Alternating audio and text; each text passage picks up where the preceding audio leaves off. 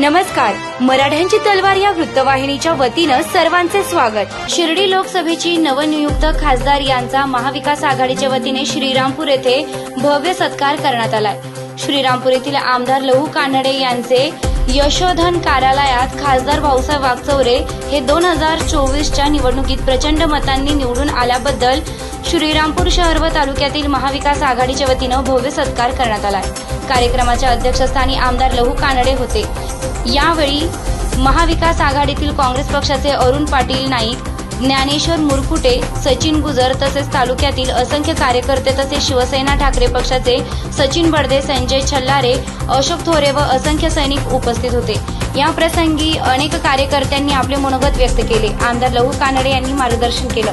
सत्काराला उत्तर देताना खासदार वागचौरे यांनी श्रीरामपूर शहर व तालुक्याकरिता विशेष लक्ष दिले जाईल असे आश्वासन दिले व सर्व कार्यकर्ते व मतदारांचे आभार मानले।